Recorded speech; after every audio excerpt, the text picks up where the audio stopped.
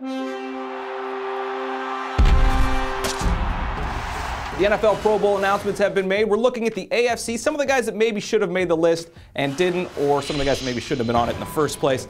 Keep in mind, most of these guys aren't going to be in the game anyways. Between injury and the Super Bowl, they're not going to be there. They're going to have different guys in. But looking at the quarterback position, Tom Brady, no doubt there, he gets it. Ben Roethlisberger and Phillip Rivers, not Rivers' best year, but really just not a lot of other candidates. You know, still put up those kind of video game numbers, but the turnovers are the biggest thing. I think a lot of people wanted to make the case for Tim Tebow or Andy Dalton to make that position. Yeah, and like we said, they may end up getting in eventually with guys missing it. At the running back position, Ray Rice, Maurice Jones-Drew, Arian Foster, a great lineup here. I would have MJD as the starter, but can't really argue with the list. Vontae Leach, the fullback. At wide receiver, Wes Welker, Mike Wallace, the rookie, A.J. Green gets it, and Brandon Marshall. Yeah, Welker, an outstanding season. He's been so great in the slot again, underrated even. It's amazing. But Wallace had a little cold snap for a while. Green was hurt for a few games. Marshall, a quietly very strong season. Probably the first of many for A.J. Green. The tight end, Rob Gronkowski and Antonio Gates, maybe getting it off a reputation. Could have been two Patriot tight ends in there. Yeah, I think Hernandez now knows what it feels like to get gronked, because I think his teammate kind of took a spot away from him. There was no way they were going to pick both these guys on the initial ballot, but I think, like you said,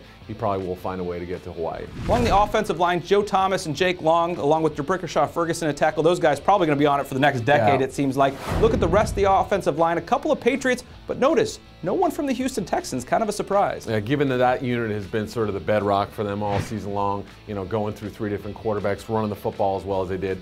I would probably take Chris Myers. I think Pouncey has actually not had a great season this year, so maybe Mangold's your starter and then Myers would be the backup. That's the way I'd like to see it. I feel like someone should be rewarded along that offensive line. On the defensive side of things, Dwight Freeney gets in, maybe not his best year. That Colts defense struggled. Andre Carter, a great pick despite the injury for the Patriots. And then Elvis Dumerville, all guys pretty good. Yeah, I mean, 3 pretty good pass rushers, though nowhere close to the NFC guys. I would take those 3 over the AFC group. On the inside, Haloti Ngata, Vince Wilfork, Richard Seymour getting in for the Raiders. You look at the outside linebackers, the rookie Von Miller gets there, one of just 3 rookies named to the team, and Terrell Suggs, maybe the defensive player of the year, along with Tamba Hali. I mean, Hali was so important, especially late down in the season when they needed him. But Von Miller, I mean, the way he adapted to the NFL, I thought was a terrific story that went under the radar a little bit. We saw it before the season. He answered all the questions. Really good player. Ray Lewis and Derek Johnson on the inside. Look at the cornerbacks, Darrell Revis, Champ Bailey, and one of the best free agent pickups, Jonathan Joseph.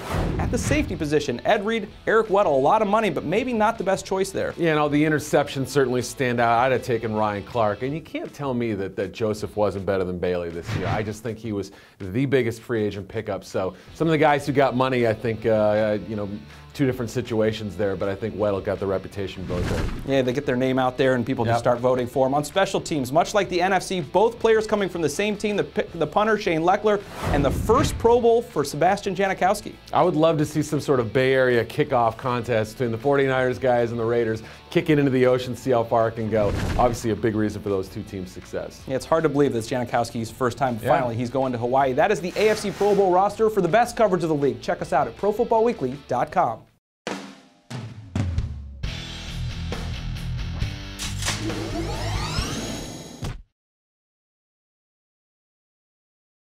It's never too early to start thinking about the NFL Draft, and Pro Football Weekly's new draft database has you covered.